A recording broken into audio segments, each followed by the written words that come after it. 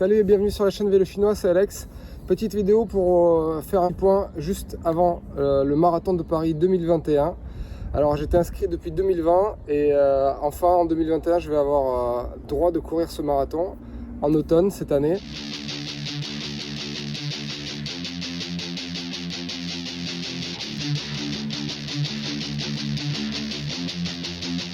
Alors je vais pas faire trop long, j'ai hâte de courir à ce marathon. Ça y est, on est à un moment de la prépa où on trépine d'impatience pour enfin faire la course pour laquelle on s'est préparé, sachant que ça fait 2 ans que je veux le courir.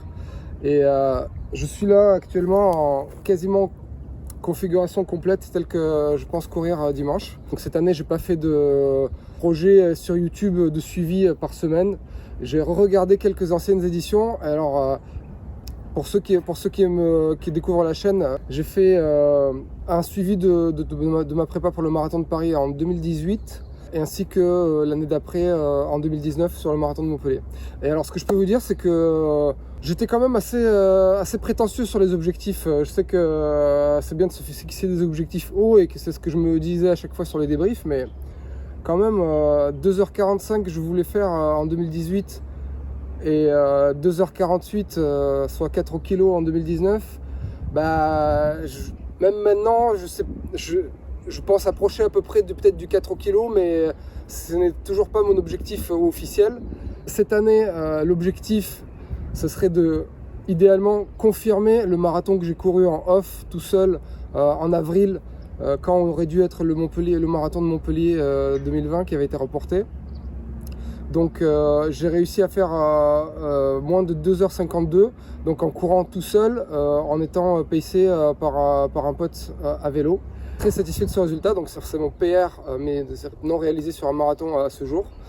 Et donc du coup j'ai refait une prépa, j'ai des bonnes sensations. J'espère au moins reproduire ce résultat pour pas à chaque fois avoir un PR sur un marathon avec un petit astérisque. Je ne l'ai pas fait sur un marathon officiel. Voilà. Donc par rapport à Montpellier où je l'ai réalisé, où il n'y avait pas de D+, là sur le marathon de Paris quand même il y aura un peu de D+, et notamment la grosse cote à la fin qui me fait un peu peur, mais j'espère que l'émulation de la compétition va venir compenser ce D+, et le tracé. Donc du coup pour donner un peu pour replacer un peu comme je faisais sur les projets d'avant, j'ai fait à peu près 660 bornes, 660 bornes sur les 12 dernières semaines en prépa. D'ailleurs, je vous recommande cette extension Chrome Stravistix qui s'appelle Elevate maintenant, qui est vraiment bien pour faire de l'analyse comme ça. On voit que c'est la plus grosse prépa que j'ai faite sur un marathon d'automne. On voit aussi que c'est dommage que le marathon de Paris 2020 n'ait pas eu lieu parce que j'avais le plus de bornes ever sur une prépa marathon, mais bon, c'est comme ça. Et donc là, j'arrive à peu près avec 660 bornes.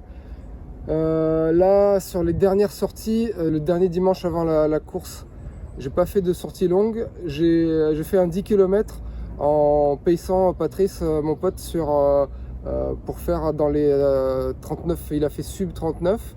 Donc c'était sur une allure de 3,55. Donc bon, il y avait normalement... Enfin, comme prévu, c'était pas dur pour moi, mais je me disais, ça permet de me dire, il faudrait pas que je cours comme ça dimanche au début. Parce que la dernière fois que j'ai couru Paris en 2018, j'ai couru le premier semi en, je sais plus, une 22 ou une 23, en gros à 3,55 voire moins, et c'est pas ce que je veux faire. Je veux essayer d'être le plus régulier possible. Voilà, donc ce qui m'amène aux objectifs pour Paris.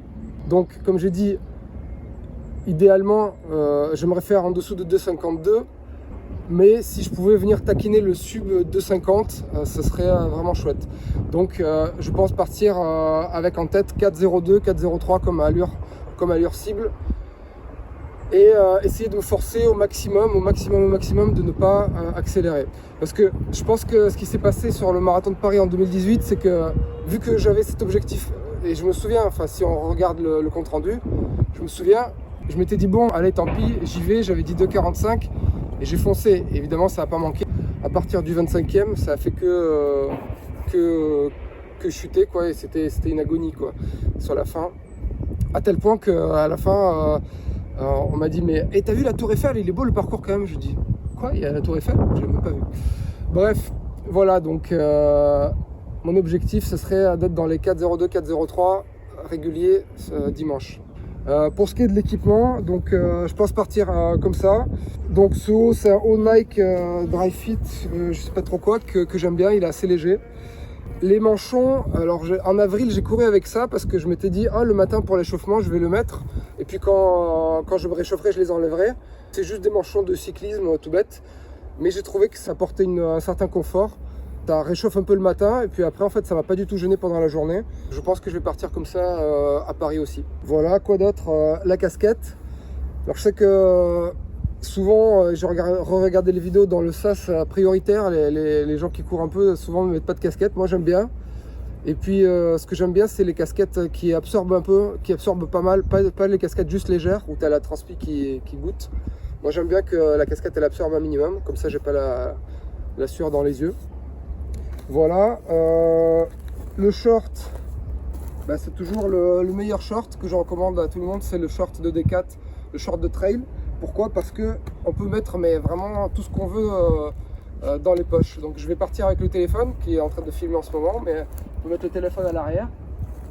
Et après ce qui est important et ce qui est bien, c'est qu'on peut mettre tous les gels dans les poches. Donc moi j'ai 1, 2, 3. Donc je les ai tous pris là pour vous faire la démo. 4, 5, 6, 7, 8. Ouais, c'est à peu près tout. Donc 8 gels, c'est à peu près la quantité habituelle. Et moi, ma stratégie, c'est d'habitude, je pars sur une base de 60 grammes de glucides par heure. Donc cette année, je passe au Morten. D'habitude, j'utilise des High-Five qui ont un peu moins de glucides par gel.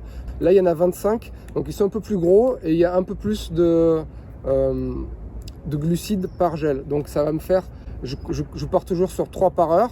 Donc ça va me faire 75 grammes de glucides par heure. Cette année, pourquoi j'essaye les Morten? Parce que c'est le gel trending que tout le monde utilise en ce moment. Et c'est vrai que j'ai essayé, c'est pas mal, dans le sens où on n'a pas de goût et de restes désagréables dans la bouche quand on le mange. Et en fait, j'utilise le terme manger parce que c'est pas vraiment liquide, c'est comme de la gelée qu'on avale.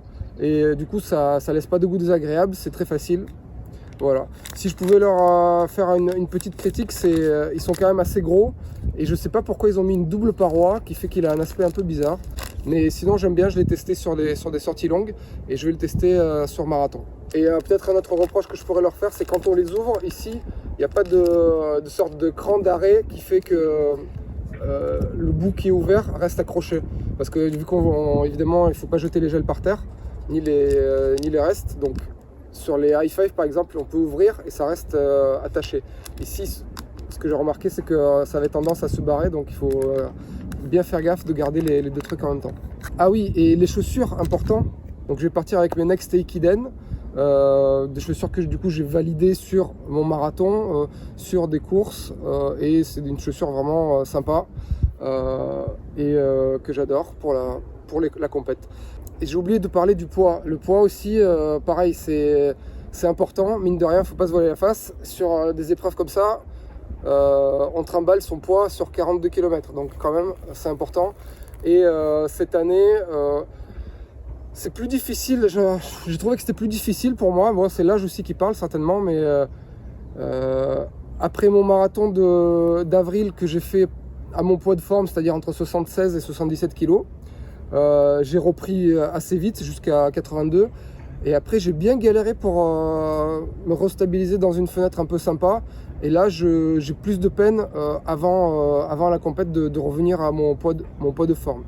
Donc voilà mon état d'esprit, c'est plutôt confiant, avoir confirmé déjà dans l'année ma forme, c'est cool. Après chaque prépa est différente, c'est sûr, mais j'ai de bonnes jambes, j'ai de bonnes sensations. Donc voilà, donc ceux qui seront sur le marathon de Paris, on va se croiser là-bas. J'ai une idée de challenge. En fait, je me disais, il faudrait que j'en garde sous le pied vraiment pour tout donner à la fin. Donc je me suis dit, ça pourrait être sympa de faire un segment Strava du dernier kilomètre. et de se challenger sur le dernier kilomètre du marathon de Paris 2021. Donc rejoignez le club Strava Vélo Chinois en commentaire et je pense que je créerai le segment a posteriori pour être sûr du placement du segment et tout ça. Mais je me suis dit que ça pourrait être marrant de faire un challenge sur le dernier kilomètre. Donc peut-être ça pourrait m'aider moi et à aider certains de pas trop appuyer, de se dire ah, à la fin je vais tout donner pour le dernier kilomètre. Donc regardez dans les commentaires, rejoignez le club Strava Vélo Chinois et n'oubliez pas aussi d'aller checker la communauté Slack Vélo Chinois, c'est très sympa, on vous y attend. Allez, à plus et à dimanche à Paris.